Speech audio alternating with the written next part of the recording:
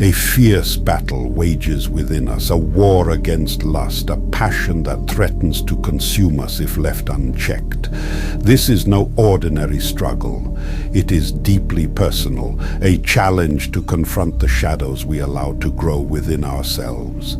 To emerge victorious, we must first pause and reflect. What are we truly feeling? What desires are we nurturing? And more importantly, what actions are we justifying to ourselves? Too often we hear excuses. It's not my fault, some say, pointing fingers at others. It says, it's the way they dress. It's the summer heat. They make it impossible to look away. But listen closely. Is this not the same voice we heard in Adam, blaming Eve for his fall?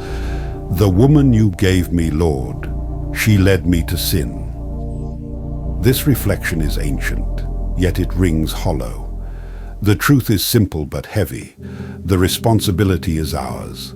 Lust begins and thrives in our hearts, not in someone else's choices or appearance. When we confess, we are not asked to confess the sins of others. We are called to own what is ours, to acknowledge and repent for the turmoil we have allowed to take root within us. Think for a moment. If your sister, mother, or daughter were dressed in the same way as the women you blame, would you feel this lust? Most would answer with an emphatic no. And why? Because we already love them. True love shields us from such feelings. It is not their clothing or appearance that differs. It is our hearts toward them that are different. Lust, then, is not merely a lack of control, it is a lack of love.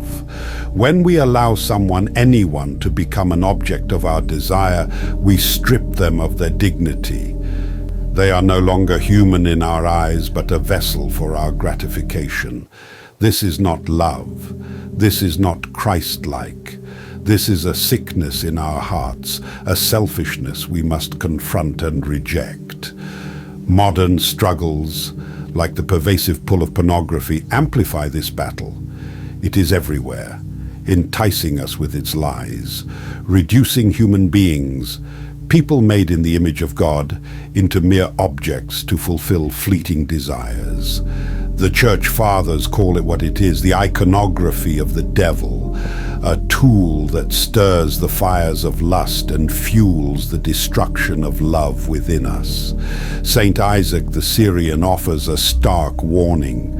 Whoever does not voluntarily withdraw from the sources of temptation will involuntarily become a slave to sin. Let that sink in. If we do not choose to deny ourselves, if we do not actively turn away from the things that ignite these passions within us, we will lose the ability to resist. Sin will enslave us, dragging us deeper into darkness against our will. The choice is ours, though it is not easy. Like a tree whose roots must be pulled from the ground before it overtakes the garden, temptation must be cut off before it grows. We must be honest with ourselves, take responsibility for our actions, and turn to Christ for the strength to love others as He loves us. This is the path to freedom, the freedom to love, to live, and to see the world not through the eyes of lust, but through the eyes of grace.